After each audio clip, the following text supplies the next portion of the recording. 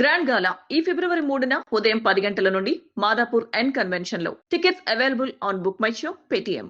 అంటే మనకి ఎల్లో మీడియాలో ఏం మాట్లాడుతుంటారండి, పేపర్లో ఎల్లో మీడియా వచ్చేసరికి, టీవీలో వచ్చేసరికి డెవలప్మెంట్ లేదు అని చెప్పి మాట్లాడుతూ ఉంటారు. అది వచ్చి కళ్ళెట్టు చూస్తే తెలుస్తుంది.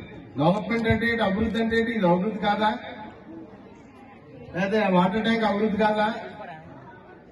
అసలు వాళ్ళు సిగ్గుపడాలి. ఇన్నాళ్ళ పరిపాలన చేసి ఈ గ్రామంలో మౌలిక వసతులు లేవని చెప్పి సిగ్గుపడాలి. 8 ఏళ్ళు బట్టి మనం చేసింది కరోనా 2 సంవత్సరాలు పోయినా 3 సంవత్సరాల్లోనే మనం అద్భుతమైన డెవలప్మెంట్ చేసి చూపించాం. మరొకసారి జగన్మోహన్ రెడ్డి గారు ఈ రాష్ట్రంలో అధికారంలోకి వస్తారు, ఖచ్చితంగా డెవలప్ చేస్తారు. ఇక్కడ డ్వాక్రా మహిళలు చాలా మంది ఉన్నారు. జగన్ గారు ఒకటే మాట ఇచ్చారు, 4 విడతల్లో మీరు రుణమాఫీ చేస్తామని. చేశారా లేదా? చంద్రబాబు నాయుడు మాట ఇచ్చాడు, చేశాడా? గట్టిగా చెప్పండి.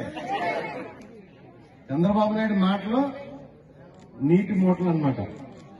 అతని మాట మీద నిలబడ్డు, అన్ని అసత్యాలు అబద్దాలు ఆడుతూ ఉంటాడు. అప్పుడు మరొకసారి మనం జగనన్న గెలిపించుకుందాం, మన గ్రామాన్ని అభివృద్ధి చేసుకుందాం, మన రాష్ట్రాన్ని అభివృద్ధి చేసుకుందాం. ఆంధ్ర రాష్ట్రాన్ని ఈ దేశంలోనే నెంబర్ 1 కింద ఖచ్చితంగా మన జగనన్న తీర్చిదిద్దుతాడు.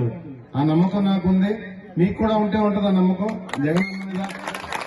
ఖచ్చితంగా జగన్ ఆంధ్ర రాష్ట్రంలో నెంబర్ 1 కింద తీర్చిదిద్దుతాడు. అదేవిధంగా మన ప్రతిపక్ష పార్టీలు మన వ్యవహారంలో మాట్లాడుతూ ఏదో పుస్తకంలో రాసుకుంటున్నాం, మీ పేర్లు వస్తే మేము అంత చూస్తాం, ఇలా మాట్లాడుతున్నాం. ఏదో అదే పుస్తకంలో రాసుకుంటున్నాం, మీ పేర్లు వస్తే వాళ్ళని చూస్తాం, వస్తే ఏళ్ళని చూస్తాం. మీరు ఇంకా కంగారు పడకండి, మీరు రావు. మీరు అంత చూడాలంటే మీరు రావాలి. నేను అంత చూడాలంటే నేను రావాల్సిన లేదు. మీకు గుర్తుండే ఉంటది, ఇల్లు వాకిలే వదిలేసి 4 రోజులు నేను ప్రతిపక్ష ఎమ్మెల్యేగా ఉండగా ఊరు వదిలేసి పారిపోయారు. వెంగిళ్ళు, కట్టు, బట్ట, భార్య, పిల్లల్ని తీసుకుని ఏ వినాయకం పారిపోయి 4 రోజులు దాక్కున్నారు. నాకైతే అధికారం అవసరం లేదు, నేను కళ్ళు ఎరచేస్తే చాలు మీకు మీ గురించి.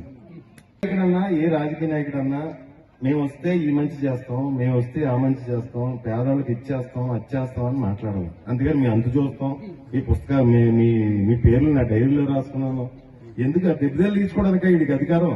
సన్నాసులకి ఎంత ప్రశాంతంగా ఉన్నా ఏ గ్రామం ఉన్నా సరే, వైఎస్ఆర్ కాంగ్రెస్ పార్టీ అధికారం వచ్చిన తర్వాత తుల్లో ఏ గ్రామంలోనూ కేసులు లేవు, ఇబ్బందులు లేవు. ఖచ్చితంగా మళ్ళీ ఒక్కొక్కసారి జగనన్న గెలిపించుకుందాం, మన రాష్ట్ర అభివృద్ధి, మన గ్రామాభివృద్ధి కూడా చేసుకుందాం. అదేవిధంగా మన నాయకుడు మా అన్నయ్య దొరబాన్ని రోడ్ వేయలేదు, వేసిందని చెప్పి రిక్వెస్ట్ చేస్తున్నాం. దొరబాన్ని ఎలక్షన్ లోపల రోడ్ వేసాను.